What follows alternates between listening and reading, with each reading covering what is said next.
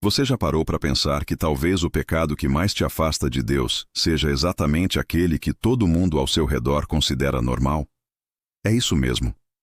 O pecado que mais leva pessoas ao inferno não é o adultério, não é o assassinato, não é a feitiçaria. É um pecado silencioso, mascarado de boas intenções, presente em quase todas as igrejas e o mais assustador. É o único que a maioria dos cristãos não reconhece como pecado. E enquanto as pessoas estão ocupadas apontando dedos para os pecadores lá fora, elas mesmas estão alimentando todos os dias a prática que mais ofende a santidade de Deus. Lutero já alertava sobre isso nos seus escritos, e a Bíblia é clara, mas poucos querem ouvir. Porque esse pecado confronta o orgulho espiritual de quem pensa estar salvo. Neste vídeo, vamos expor, com base na palavra e nos ensinos da Reforma, o pecado mais aceito pela Igreja moderna e que, ironicamente, é um dos que mais tem arrastado almas para o inferno. Se você tiver coragem, fique até o final. Mas aviso, esse vídeo não vai te deixar confortável. Vai te fazer escolher entre continuar enganando a si mesmo ou despertar de vez. Imagine isso. Um cristão que ora, jejua, lê a Bíblia, vai à igreja toda semana, ajuda pessoas, é até elogiado pelos irmãos, mas vive caído diante de Deus sem nem perceber. Por quê? Porque no coração dele existe algo muito mais sutil que o pecado visível, mas tão venenoso quanto uma víbora escondida na relva da religião. Esse cristão carrega um pecado que o faz sentir-se melhor que os outros, um pecado que o impede de se quebrantar de verdade, um pecado que o faz pensar que está perto de Deus, quando na verdade está a quilômetros de distância da graça. E sabe o mais trágico? Esse pecado não é apenas comum, ele é celebrado. É confundido com maturidade espiritual, com um posicionamento firme, com defesa da fé. Mas na prática ele tem um nome simples: religiosidade orgulhosa. Lutero chamou isso de justiça própria, aquela confiança envenenada na própria santidade, nas próprias obras, nas próprias convicções, e que fecha a porta da salvação. Sim, esse é o pecado que mais leva para o inferno. A falsa santidade, o orgulho espiritual, a arrogância disfarçada de zelo por Deus. E não é exagero. Jesus mesmo falou sobre isso. Jesus curou leprosos, comeu com pecadores, perdoou adúlteras, libertou endemoninhados. Mas, quando o assunto era religiosidade orgulhosa, ele não aliviava. Mateus 23 é o capítulo mais duro do Novo Testamento. Jesus olha nos olhos dos fariseus, os mestres da lei, os mais respeitados da época, e dispara: Ai de vocês, escribas e fariseus, hipócritas! Vocês são como sepulcros caiados.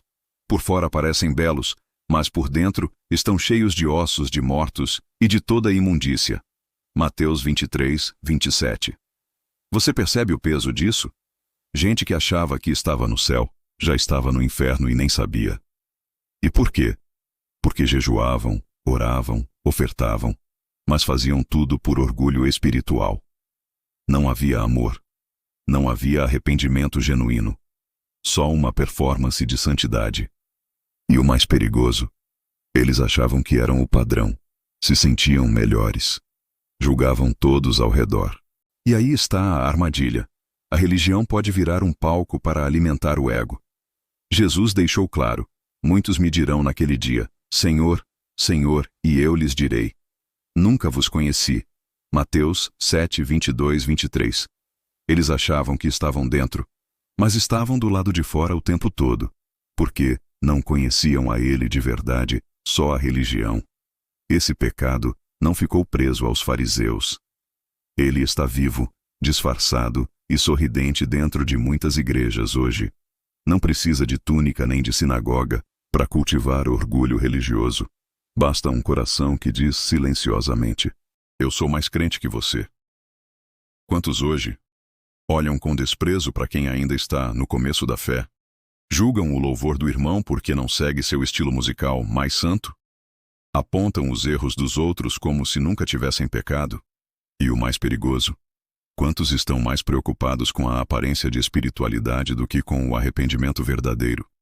Gente que publica versículos todo dia, mas maltrata a família. Vai ao culto com a Bíblia debaixo do braço, mas volta com o coração vazio. Ora bonito em voz alta, mas não confessa o pecado em silêncio. Tem a língua afiada para falar do erro dos outros, mas não dobra o joelho para chorar pelos próprios. Sabe o que Lutero diria? O verdadeiro cristão não se orgulha da sua fé. Ele se esconde nela. Ou seja, quem realmente caminha com Deus não precisa parecer espiritual. Ele simplesmente é. O orgulho religioso, hoje, tem roupa de santidade, mas por dentro, continua o mesmo veneno. E o pior, ele isola a pessoa de Deus, porque quem está cheio de si não se esvazia para ser cheio do Espírito. Talvez você esteja pensando, será que isso está em mim? Será que eu estou vivendo esse orgulho disfarçado de fé? Se você quer saber a verdade, aqui vão 5 sinais claros de que esse veneno já contaminou sua alma e você nem percebeu. 1. Você escuta a palavra pensando em quem deveria ouvi-la. Quando você ouve uma pregação, uma mensagem, um vídeo, e seu primeiro pensamento é: essa é para fulano. Meu vizinho precisava ouvir isso. Se o irmão da igreja ouvisse isso, ia mudar. Cuidado.